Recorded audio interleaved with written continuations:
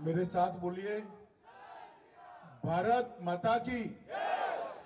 क्यों भाई, क्या हो गया है गोवा वालों की आवाज को? बिचोलिम वालों की आवाज ऐसी होती है क्या? मेरे साथ दोनों हाथ उठाइए और 22 प्लस के संकल्प की मुट्ठी भींचकर प्रचंड आवाज से बोलिए, भारत माता की, भारत माता की। मंच पर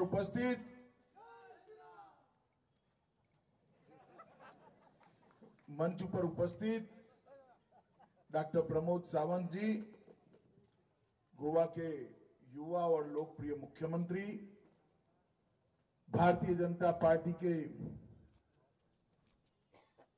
प्रदेश अध्यक्ष सदानंद तनावड़े जी, कर्नाटक सरकार के मंत्री श्रीमान बसवराज जी,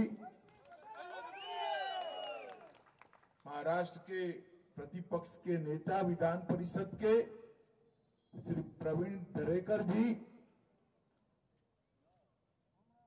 महाराष्ट्र के विधायक नार्वेकर जी, और आज जिनको जिताने की अपील करने के लिए मैं आया हूं, ऐसे गोवा विधानसभा के स्पीकर और यहां के लोकप्रिय विधायक राजेश पाटनकर।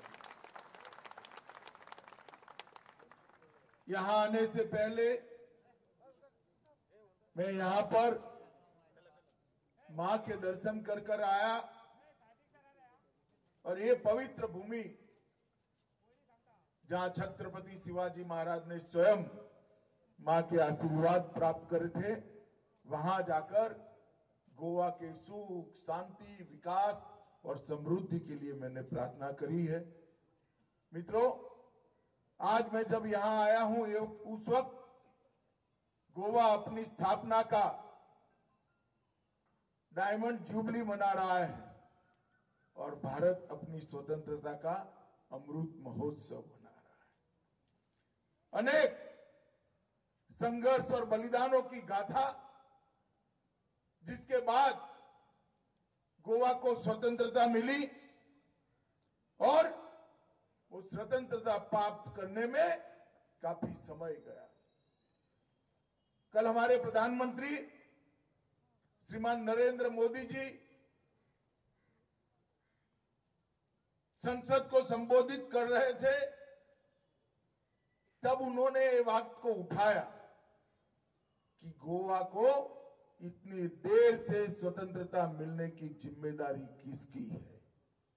तो मित्रों, इतिहास गवाह है, अगर जवाहरलाल नेहरू जी का नेतृत्व निर्णायक होता तो 15 अगस्त 1947 को देश आजाद हुआ, उसी वक्त गोवा को स्वतंत्रता मिल जानी थी। इसके लिए हमारे लोगों ने संघर्ष और बलिदान किया। और आज जब गोवा अपना 50वां साल मना रहा है, उसी वक्त, उसी वर्ष आज एक चुनाव आया है, 2022 का चुनाव, जिसमें प्रत्येक गोवावासी ने अपना 5 साल तक अपना भविष्य किस सरकार के हाथ में सौंपना है, वो तय करना है। मेरे हिसाब से दो ही विकल्प, एक और कांग्रेस पार्टी है जो राहुल गांधी के नेतृत्व में चलती है, और दूसरी ओर भारतीय जनता पार्टी है जो हमारे पंतप्रधान नरेंद्र मोदी जी के नेतृत्व में चलती है। मित्रों, ये दोनों के बीच में गोवा की जनता को ये तय करना है कि किस पार्टी को 5 साल तक का मैंडेट देना है। और गोवा ने दोनों शासन देखे, कांग्रेस का शासन अस्थिरता का और अराजकता का शासन रहा, और भारतीय जनता पार्टी का शासन स्थिरता और विकास का शासन। भारतीय जनता पार्टी ने गोवा को स्थिरता और विकास देने का काम किया है, और आज मैं स्वर्गीय पर्रिकर जी को भी जरूर याद करना चाहूंगा।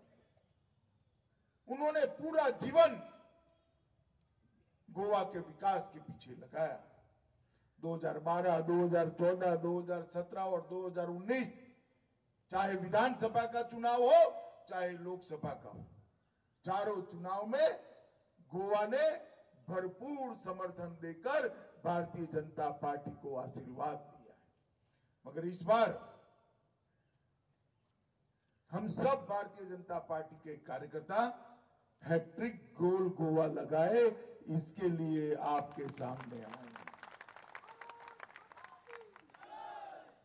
और मित्रों, स्थिरता और विकास के साथ अगले 5 साल समृद्धि के 5 साल, अगले 5 साल गोवा को स्वर्णिम गोवा बनाने के 5 साल है और गोवा को आत्मनिर्भर बनाने के 5 साल। ये 5 साल का हमारा जो कार्य योजना है, हमारे युवा मुख्यमंत्री प्रमोद सावंत के नेतृत्व में हम गोवा को स्वर्णिम भी बनाएंगे और समृद्ध भी बनाएंगे। आज 10 साल के शासन के बाद हर चीज में गोवा आगे दिखाई पड़ता है।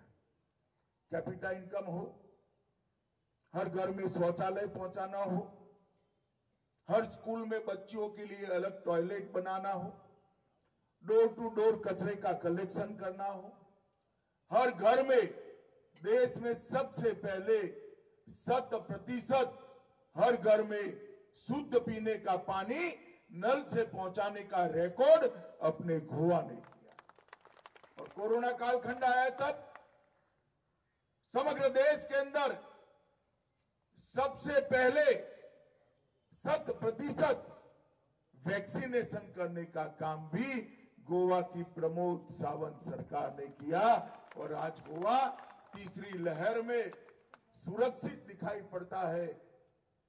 भगवान मंगेश का आशीर्वाद आज गोवा पर दिखाई पड़ता है। इसका कारण है कि हम 100% वैक्सीन लगाकर बैठे हैं। ये डबल इंजन सरकार ने गोवा के विकास के लिए, गोवा के इंफ्रास्ट्रक्चर के लिए ढेर सारे काम करे।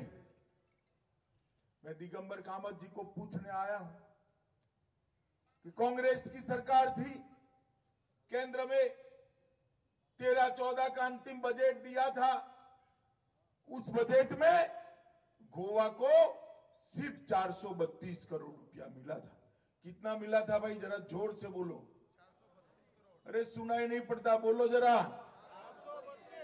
और मोदी जी ने 432 करोड़ को 2567 करोड़ तक पहुंचाने का काम ये भारतीय जनता पार्टी। कांग्रेस ने आज तक गोवा को न्याय करने का काम किया, चाहे आजादी देनी हो तो भी देर से और विकास करना हो तो भी देर से। भारतीय जनता पार्टी की सरकार बनी, प्रतिष्ठित अटल सेतु बना, अति आधुनिक जुआरी पुल जैसी प्रमुख योजनाओं को हमने क्रियान्वयन किया। अंतर्राष्ट्रीय हवाई अड्डा दूसरा देने का काम भारतीय जनता पार्टी की सरकार ने करा और 2009 से 14 के बीच सड़क विकास के लिए सिर्फ 120 करोड़ दिया था भारत सरकार ने, सिर्फ 120 करोड़ रुपया।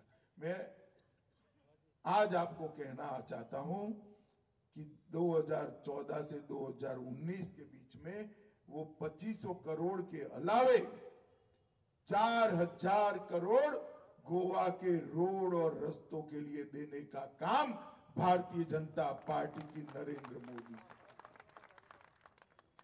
जल जीवन मिशन के तहत 100% गोवा में पीने का पानी पहुंचाया है। मित्रों, मैं भरोसे से कहता हूं कि कांग्रेस की दिगंबर कामत की सरकार अव्यवस्था, अस्थिरता और अराजकता से चलती थी।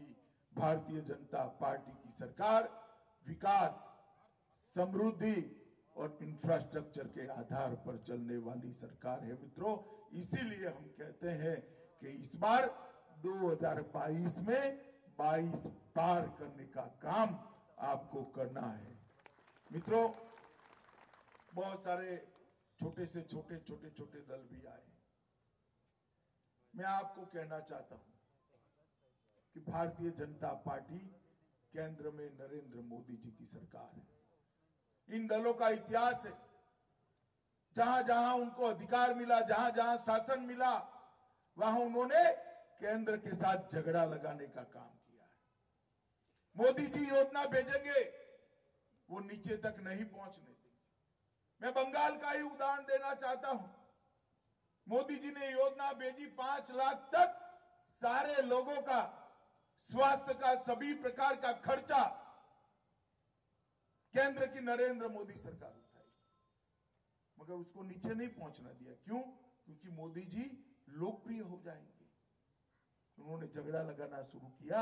आज बंगाल की जनता को प्रधानमंत्री आयुष्मान भारत योजना का लाभ नहीं मिलता है। मोदी जी ने देश भर में हर किसान को हर साल 6,000 रुपया भेजना चालू किया। भाई अच्छा किया है या बुरा किया, बताओ? जोर से बोलो, अच्छा किया है बुरा किया? गोवा के हर एक किसान को मिलता है, मगर बंगाल में नहीं मिलता है। क्यों? क्योंकि वहां पर उनको लगा कि 6,000 रुपया मिलेगा तो मोदी जी लोकप्रिय हो जाए। इस प्रकार से लोगों के बीच, विकास के बीच में रोड़ा अटकाने वाले अलग अलग के रूप बदल कर यहां आए, और यहां के कुछ लोग भी उनके साथ जुड़ गए, चेहरा बदल कर आए। ठीक ही कहा प्रमोद सावंत कि एमजीपी को मत, वोट का मतलब है तृणमूल कांग्रेस को मत। मित्रों, गोवा का संपूर्ण विकास, समृद्ध गोवा का निर्माण, सुवर्णमयी गोवा का निर्माण केवल और केवल भारतीय जनता पार्टी ही कर सकती है और कोई नहीं कर सकता। यहां पर इसी मत क्षेत्र में 33 केवी का सब स्टेशन बना, बिचोलिम बाईपास सड़क का सौंदर्यीकरण किया गया, पुनर्वसन गांव में गणपति विसर्जन के लिए तालाब बना गया, और यहां पर सामुदायिक स्वास्थ्य केंद्र भी बनाया गया। मूलगांव से बिचोलिम तक की सड़क को चौड़ा करने का काम भी हमारे राजेंद्र भाई ने समाप्त कर दिया है। मेनकुरे में पंचायत का नया पंचायत भवन भी बना दिया है। बिचोलिम में बस स्टैंड का ब्यूटिफिकेशन का काम भी किया है, और मछली बाजार का भी निर्माण किया है, और नए बाजार परिसर का उद्घाटन भी राजेश पाटनकर के हाथों से किया गया है। मित्रों, बिचोलिम नगर परिषद में छत्रपति शिवाजी महाराज की भव्य प्रतिमा लगाने का काम भी हमारे विधायक जी ने किया है। लाडली लक्ष्मी योजना के तहत इतनी छोटी सी विधानसभा में 2900 से ज्यादा परिवारों को उसका फायदा पहुंचाया है, और गृह आधार योजना द्वारा 4944 घर बनाने का काम किया है। मित्रों, हम अभी कल भारतीय जनता पार्टी के नेता श्री नितिन गडकरी जी ने हमारा संकल्प पत्र घोषित किया है। 22 प्रमुख संकल्प लिए, क्योंकि हमने संकल्प किया है 2022 में 22 सीटें प्राप्त कर स्थिर सरकार बनाना आपके आशीर्वाद से, और 22 संकल्पों से गोवा को सुवर्णमयी बनाना। पहला संकल्प है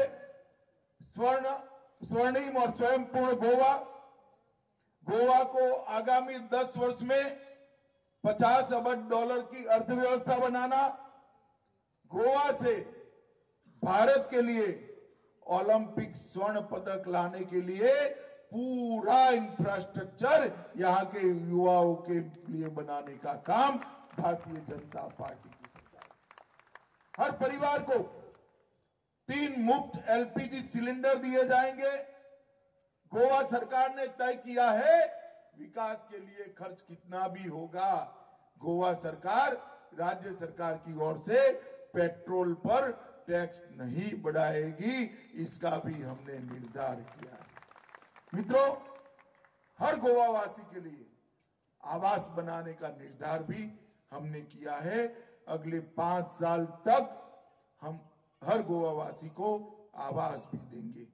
प्रत्येक पंचायत के लिए 3 करोड़ और प्रत्येक नगरपालिका के लिए 5 करोड़ के विकास के काम राज्य सरकार की ओर से एडिशनल किए जाएंगे मनोहर पर्रिकर कल्याण कोर्स के तहत। होम स्टे योजना भी शुरू करेंगे, जिससे गोवा के पर्यटन का सीधा फायदा गोवा के नागरिकों को हो सके और एक आदर्श पर्यटन स्थल बनाने के लिए दूसरा जो एयरपोर्ट बन रहा है, इसके इर्द गिर्द सारी इंफ्रास्ट्रक्चर की व्यवस्था हम यहां पर करेंगे।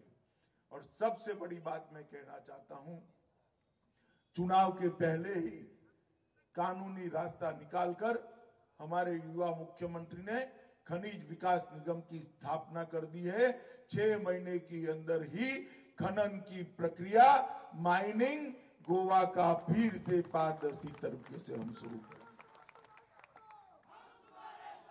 मित्रों, विपक्ष के लोग जो अलग अलग चेहरे, अलग अलग कपड़े पहनकर यहां पर आए हैं, वो ना गोवा का विकास कर सकते हैं, ना देश का विकास कर सकते हैं, ना देश को समृद्ध बना सकते हैं, ना सुरक्षित बना सकते हैं। ये तो डबल इंजन वाली भारतीय जनता पार्टी की सरकार ही होना है। मित्रों, आप सभी लोग मुझे बताओ, ये कश्मीर भारत का अभिन्न अंग है या नहीं? जरा जोर से बोलो, है या नहीं? धारा 370 जानी चाहिए थी या नहीं जानी चाहिए? जब धारा 370 हटाने के लिए नरेंद्र मोदी जी के नेतृत्व में नरेंद्र मोदी सरकार एक बिल लेकर आई, ममता बनर्जी, कांग्रेस, एनसीपी सारे के सारे ये बिल के खिलाफ थे। वो कहते थे कि धारा 370 नहीं हटनी चाहिए। हमने पूछा क्यों नहीं हटनी चाहिए, कोई जवाब नहीं था। जवाब आया कि खून की नदियां बहेंगी, देश में कई लोग मारे जाएंगे। मित्रों, सालों से जिसका सपना देखते थे, नरेंद्र मोदी जी ने धारा 370 को 5 अगस्त 2019 को उखाड़कर फेंक देने का काम नरेंद्र मोदी जी। और ये कह रहे थे खून की नदियां बहेगी, खून की नदियां छोड़ो, कंकर भी डालने की किसी की हिम्मत नहीं हुई, किसी की। 10 साल तक ये सोनिया मनमोहन की सरकार चलती थी। पाकिस्तान से आलिया, मालिया, जमालिया घुस जाते थे और हमारे जवानों के सर काट कर ले जाते थे। प्रधानमंत्री मनमोहन सिंह थे, मौन लगाकर बैठ जाते थे, मुंह से उप तक नहीं निकलती थी। 2014 में आपकी कृपा से मोदी जी प्रधानमंत्री बने और प्रधानमंत्री बने, पाकिस्तान को लगा अभी भी वहां कांग्रेस की सरकार है, मनमोहन सिंह ही प्रधानमंत्री है। वो भूल गए कि अब सरकार भारतीय जनता पार्टी की है और प्रधानमंत्री नरेंद्र मोदी। उरी और पुलवामा में हमला किया, हमारे जवानों को जिंदा जला दिया। 10 ही दिन के अंदर देश के प्रधानमंत्री नरेंद्र मोदी जी ने एक भी शब्द बोले बगैर पाकिस्तान के घर में घुसकर सर्जिकल स्ट्राइक और एयर स्ट्राइक कर आतंकवादियों का खात्मा किया। मोदी जी ने देश को सुरक्षित करने का काम किया है। मोदी जी ने पूरी दुनिया में एक संदेश पहुंचा दिया कि भारत की सीमाएं और भारत के जवान के सामने आंख उठाकर देख नहीं सकते, वरना दंडित किए जाओगे, दंडित।